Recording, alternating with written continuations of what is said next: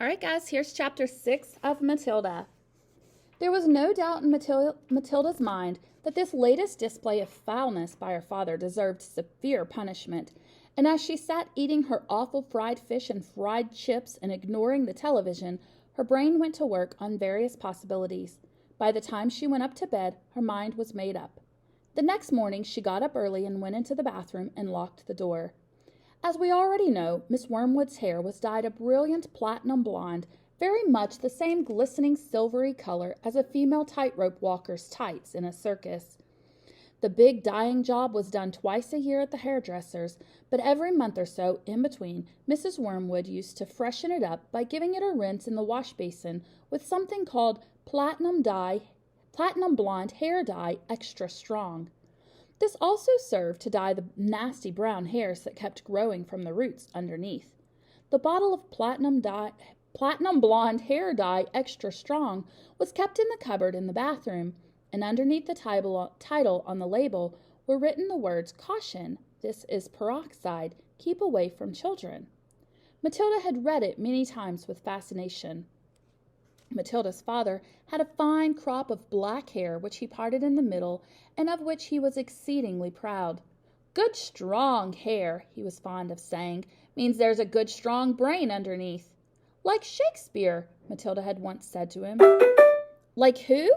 "Shakespeare, Daddy." "Was he brainy?" "Very, Daddy." "He had masses of hair, did he?" "He was bald, Daddy." To which the father had snapped, "If you can't talk sense, then shut up."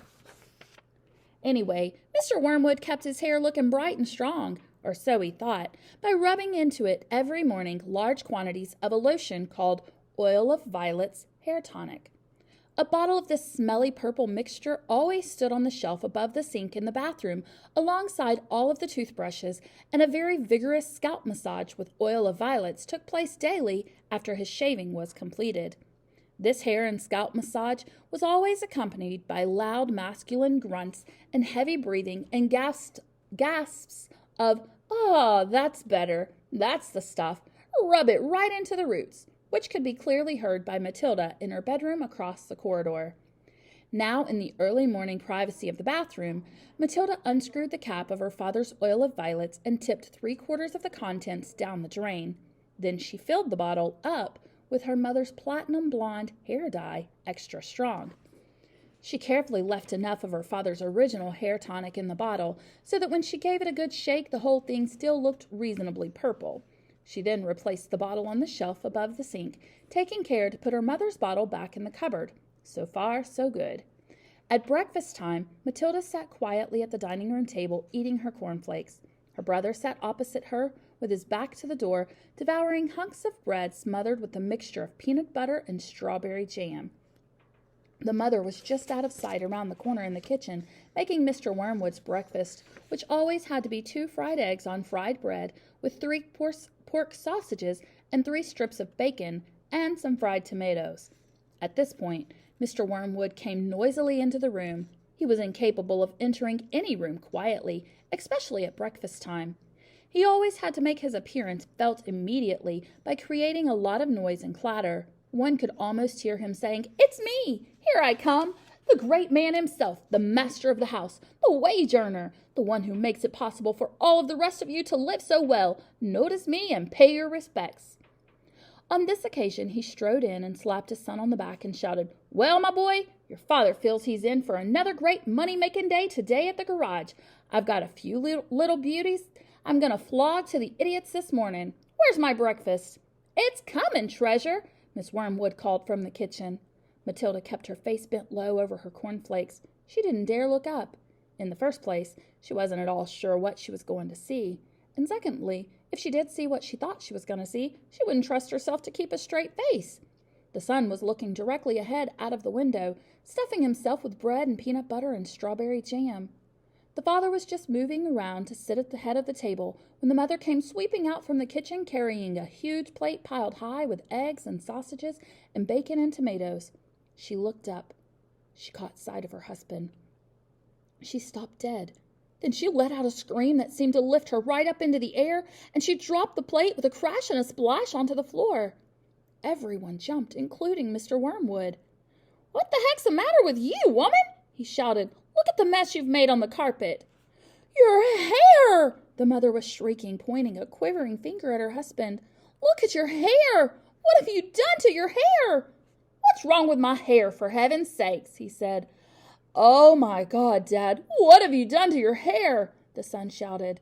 A splendid, noisy scene was building up nicely in the breakfast room. Matilda said nothing. She simply sat there admiring the wonderful effect of her own handiwork. Mr. Wormwood's fine crop of black hair was now a dirty silver, the color this time of a tightrope walker's tights that had not been washed for the entire circus season. You've dyed it!" shrieked the mother. "Why'd you do it, you fool? It looks absolutely frightful. It looks horrendous. You look like a freak." "What the blazes are you all talking about?" the father yelled, putting both hands to his hair. "I most certainly have not dyed it. What do you mean I've dyed it? What's happened to it? Or is this some sort of stupid joke?" His face was turning pale green, the color of sour apples. "You must have dyed it, Dad," the son said. "It's the same color as Mom's, only much dirtier looking." "Of course he's dyed it," the mother cried. "It can't change color all by itself. What on earth were you trying to do? Make yourself look handsome or something? You look like someone's grandmother gone wrong." "Get me a mirror," the father yelled. "Don't just stand there shrieking at me. Get me a mirror." The mother's handbag lay on a chair at the other end of the table.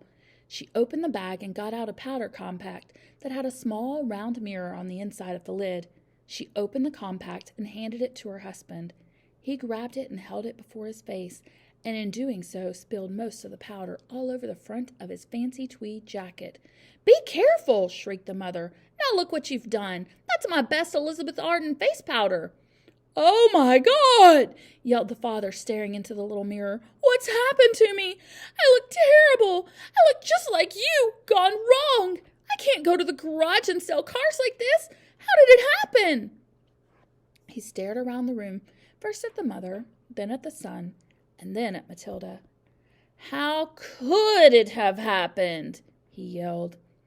"I imagine, Daddy," Matilda said quietly, "that you weren't looking very hard and you simply took Mummy's bottle of hair stuff off the shelf instead of your own."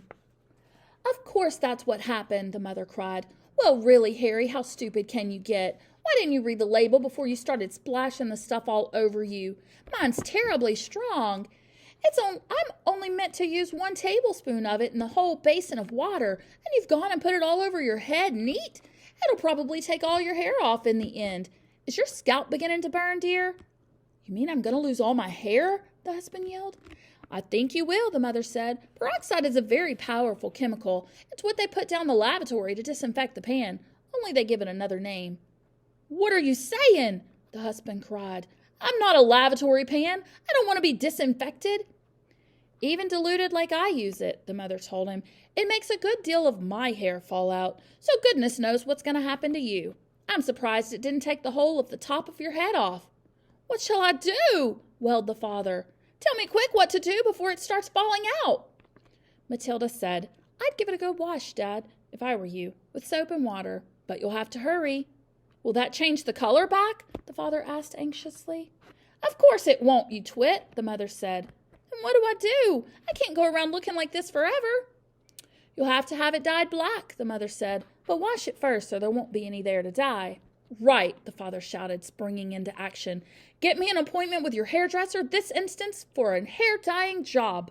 Tell them it's an emergency. They've got to boot someone else off their list. I'm going upstairs to wash it now."